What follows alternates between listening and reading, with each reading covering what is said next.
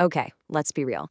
For years, creatives in the Apple world have been waiting and waiting for a real follow up to that old Thunderbolt display. Well, guess what? The wait is officially over. And Apple didn't just bring one new display to the party, they brought two. And they are completely rethinking what a monitor should even be. But before we dive into all the specs and the shiny details, I want to start with a kind of weird question for you. Does your monitor need a brain?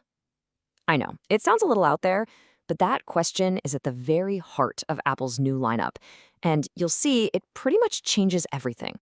All right, so let's set the stage here. Apple has just pulled the curtain back on a brand new pair of displays. And they're basically saying this marks a whole new era for how we get creative work done. So on one hand, you've got the brand new Studio Display. And on the other, you have its bigger, more powerful sibling, the Studio Display XDR. Now, they might look alike, but what's under the hood is aimed at two totally different kinds of people. And that is the big decision we're going to unpack right now. First up, let's get to know the new standard bearer, the Studio Display. Apple is really positioning this as the ultimate do-it-all display for, the huge majority of their creative users. This is the one they think most of you are going to want. And believe me, it's one heck of a standard.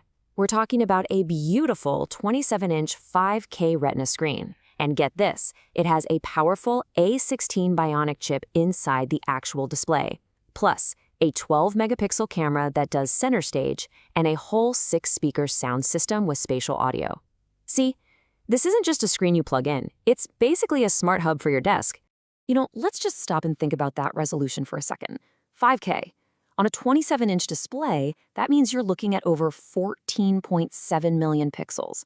It's that classic Apple Retina magic, where your text looks like it's printed on a page, and you can edit massive photos and videos with crazy detail without having to zoom in and out all the time.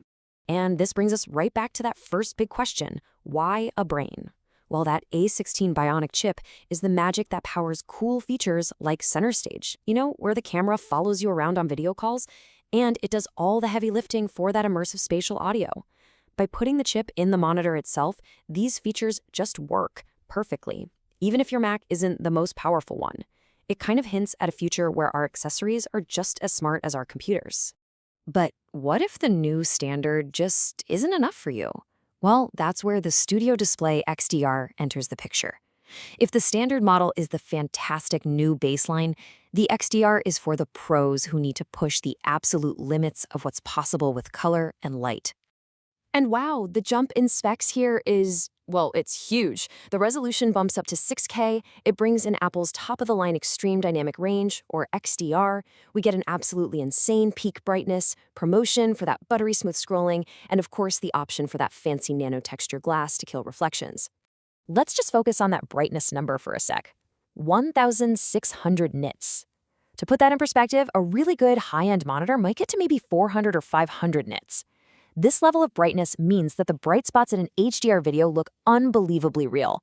It's truly the difference between just seeing a sunset on a screen and feeling like you could actually be there. But look, XDR isn't just about being super bright. It's about the range. It's about the incredible distance between the absolute darkest black and the brightest white. For professional video editors, colorists, and photographers, this isn't some nice-to-have feature. It's absolutely essential for getting their work done right. Okay, so we've met our two contenders. Now for the million-dollar question. Well, maybe not a million, but you get it. Which one of these is actually right for you? Let's put them head-to-head. This table really just lays it all out, nice and simple. They're both 27 inches, but that's kind of where the similarities stop. You can see the jump from a 5K to a 6K resolution. And look at that leap in brightness, from 600 nits all the way up to a peak of 1,600. Plus, you get that awesome ProMotion tech, and then you get to that last row, and you can see exactly what all that extra power is going to cost you. So what it really boils down to is this. Are you a creator or are you a professional? Are you a content creator, a designer, a podcaster, someone who just needs an amazing all-in-one setup? Then yeah, the Studio Display is your new best friend. But are you a high-end film colorist, a VFX artist, or a commercial photographer where every single pixel and every bit of light is mission critical for your clients?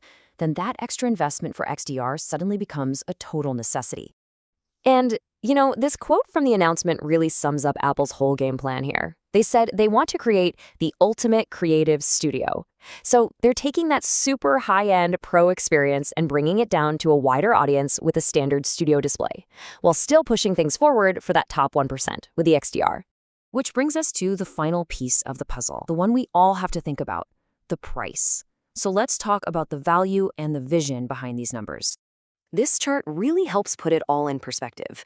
At $15.99, the new studio display is definitely premium, but for a 5K monitor that also has a great webcam, speakers, and a whole A16 chip inside, you could argue it's a pretty reasonable deal. Then you have the new Studio Display XDR at nearly $4,000. It perfectly bridges that gap to the bigger, more expensive Pro Display XDR, giving you that same incredible XDR tech in a smaller size for the first time ever. So, what's the bottom line here? What should you walk away with? Okay, first, there's a powerful, new, all-in-one baseline for creatives, and it's awesome. Second, that super elite pro-level XDR technology is finally in a smaller 27-inch package. And third, and maybe most important, putting a chip, a brain, inside the monitor is clearly the next big thing for displays. So I'll just leave you with this final question to chew on. With these two new displays hitting the scene, has Apple finally created a complete and clear lineup that covers every type of user? Or have they just made the decision-making process more confusing than it's ever been?